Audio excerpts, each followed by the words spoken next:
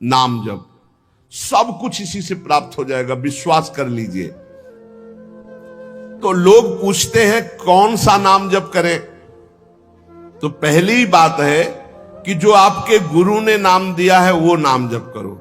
यदि आपने गुरु नहीं बनाया तो जो नाम आपको भगवान का प्रिय हो, गोपाल शास्त्र नाम में 1000 नाम है, विष्णु शास्त्र नाम में 1000 नाम है, राम कृष्ण हरि शिव, जो नाम आपको प्रिय हो नाम जप करो।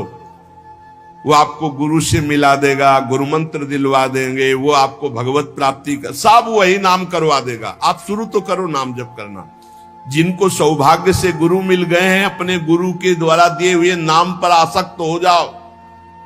और मन का एक स्वभाव है, ये बगल में कुछ लेके चलने का स्वभाव है, गुरु से हटकर कुछ लेके चलने का। ये स्तोत्र ले लें, ये नाम ले लें, ये इसका स्वभाव है। इसी स्वभाव को हटाना है। गुरु ने कहा राम तो राम, गुरु ने कहा राधा तो राधा जीवन, उसी से आप देख लेना सब कुछ प्राप्त हो जाएगा। नाम की बड़ी महिमा है। विभिन्न ग्रंथों में भगवान के विभिन्न नामों को गाया गया है। जो तुम्हें नाम प्रिय लगे या जो गुरुदेव ने दिया है, 38 शास्त्र नाम तो हमारे पास है। भाई जी महाराज श्री हनुमान प्रसाद पोद्दार जी कहते 38 शास्त्र नाम तो हमारे पास है, 38 सहस्त्र नाम। और भगवान के अनंत नाम हैं। सभी भगवान के नाम समान बलशाली हैं, पर विशेषता होती गुरु प्रदत्त नाम में। जैसे गोस्वामी जी को राम नाम सर्वोपरि, चैतन्य महाप्रभु कृष्ण नाम सर्वोपरि, हरिवंश महाप्रभु राधा नाम सर्वोपरि, कोई हर्ज नहीं। उसी एक परम तत्व के अनेकों नाम हैं, जिसको जो प्रिय लगे खूब पकड़ लो उस नाम को जोर से, बार बार उसे जपो। राधा राधा राधा राधा राधा, अब 2 घंटा जपा, इसके बाद दे दिया पूरे विश्व को, धन्य हो जाए हमारा विश्व, हो गया। क्योंकि आपका भजन उतना जाकर समाज को सुख पहुंचाएगा। इसलिए गुरु मुख से ही नाम जपना चाहिए। अगर नहीं है तो आप देख लो, कोई न कोई संत के मुख से वो नाम तो निकला ही है। राम कृष्ण हरि, जो भाई जी महाराज कह रहे हैं 38 शास्त्र नाम तो हमारे पास रखे हुए। तो जो भगवान का नाम निरंतर रटते, उनमें दिव्य शक्ति जागृत हो जाती। जैसे 2 लकड़ियों के बार बार घर्षण से अग्नि उत्पन्न हो जाती, शक्ति देखो ना। 2 पत्थरों को आप रगड़िए तो उनमें चिंगारी पैदा हो जाएगी।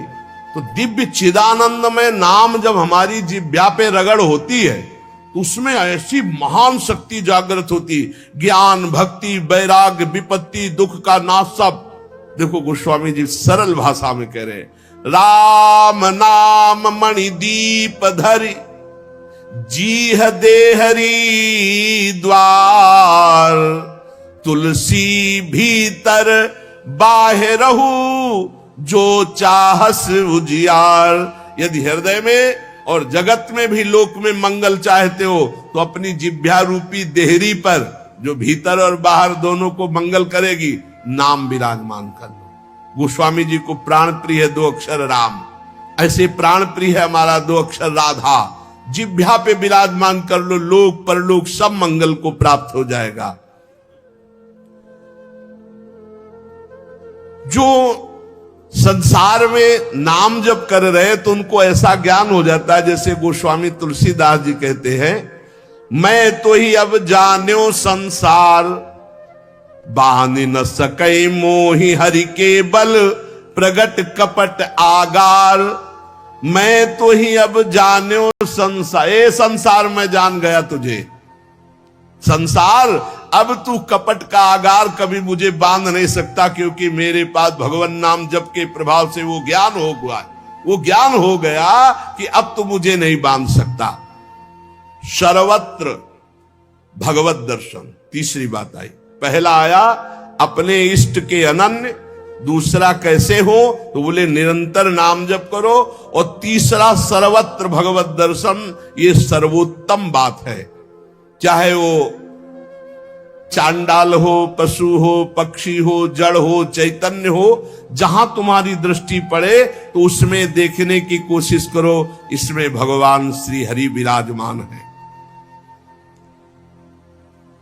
सकल जग हरि को रूप निहार, हरि को रूप निहार। हरि बिनु विश्व कतहु को नहीं, ये मिथ्या भ्रम संसार। सकल जग हरि को रूप निहार। जैसे दूर से पड़ी हुई रस्सी सांप दिखाई देती है, न सांप पहले था ना बाद में रहेगा, बीच में भास रहा है, और बीच में है रस्सी, भास रहा है सांप। ऐसे ही ये संसार पहले नहीं था, बाद में भी नहीं रहेगा, बीच में भास रहा है, और है श्री कृष्ण, है प्रभु, और भास रहा है संसार। तो सकल जग हरि को रूप निहार। हरि बिनु विश्व कतहु कोऊ नहीं, ये मिथ्या भ्रम संसार। ये झूठा भ्रम हो गया, ये स्त्री है, पुरुष है, जड़ है, चैतन एकमात्र भगवान बना हुआ है। अलख निरंजन, जो हम देख नहीं सकते, अलख लख नहीं सकते, वो अलख। और निरंजन जो त्रिगुणातीत मायातीत है, वो साक्षात सामने बैठा हुआ है। अलख निरंजन सब जग व्यापक, सब जग को आधार।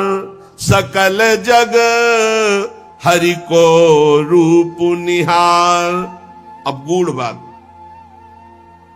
नहीं आधार नहीं को हरिमा। भगवान कह रहे यो माम पश्यति सर्वत्र सर्वम च मयि पश्यति। जो सब में मुझको देखता है और मुझ में सबको देखता है, वो मेरे नेत्रों से कभी ओझल नहीं होगा, मैं उसके नेत्रों से कभी ओझल नहीं होगा। और एक श्लोक आता है कि मैं किसी में प्रवेश नहीं हूं, कोई मेरे में प्रवेश नहीं। वही यहां कह रहे हैं, नहीं आधार नहीं को हरि महा। अब क्या मतलब है इसका? बोले इसका मतलब है जैसे कहा जाए बर्फ में पानी नहीं है और पानी में बर्फ नहीं है, बात कैसी रहेगी? क्योंकि बर्फ ही पानी है, पानी ही बर्फ है, भेद ही नहीं है। तो कहा जाए बर्फ में पानी प्रवेश नहीं कर सकता और पानी में बर्फ प्रवेश नहीं कर सकती, उसकी अलग सत्ता नहीं। बर्फ ही पानी बनी हुई है, पानी ही बर्फ है, कोई अंतर नहीं। तो कह रहे कि नहीं आधार। बोले कैसी बात कर रहे हो? बोले इसलिए कह रहा हूं कि वही वही है, दूसरा कोई है नहीं। प्रभु किसी में प्रवेश नहीं करते क्योंकि प्रभु ही है पहले से, तो किसी में प्रवेश करे? और कोई प्रभु में प्रवेश नहीं कर सकता क्योंकि कोई है ही नहीं, प्रभु ही है। यह रहस्य रघुनाथ कर बेगी न जाने कोई, और जो जाने रघुपति कृपा तो सपने मोह न हो। स्वयं हरि जगत बने हुए हैं, सब कुछ ये हरि बैठे हैं। बस ये नेत्रों का हमारा दोष हट जाए, चश्मा बदल जाए, केवल हरि है। सिय राम में सब जग जानी, मानी नहीं, जानी, जान के, देख के। अति समीप अति दूर अनोखे, जगमा जग के पार। अति समीप, भगवान कितने समीप है? आपके समीप इतने कि उनसे ज्यादा कोई समीप नहीं है, बहुत नजदीक है। बहिरंतस्य भूतानाम अचरम चरमेव च सूक्ष्मात् तद्विज्ञेयम दूरस्थम चान्तिके च तत्। इतने नजदीक है कि अपने आप से भी नजदीक हरि है, अपने आप से भी। आप अभी अपने को शरीर मान रहे हैं या मन मान रहे हैं या स्वभाव मान रहे हैं, स्थूल सूक्ष्म कारण तीनों से नजदीक भगवान है। अति समीप और इतने दूर है कि जन्म जन्म लग जाएंगे खोजते हुए, मिलना बहुत कठिन है। क्यों? क्योंकि बाहर खोजने से नहीं मिलेंगे, अंदर डूबने से मिलते हैं। अंदर जो लौट कर डूब गया वो पा गया हीरा, और जो बाहर चाबी घर में खो गए हैं और बाहर जंगल में पूरा जीवन ढूंढो, मिलेंगे क्या? घर में लौटो तो सर्वात्मना न विसृजेत बहिरेंद्रियाणि अंतश्चर। अंतर में आओ, बहिर्मुख बात छोड़ो, अंतर्मुख हो करके एकस चरणदास चित्त मनंतई से अकेले अंदर घुस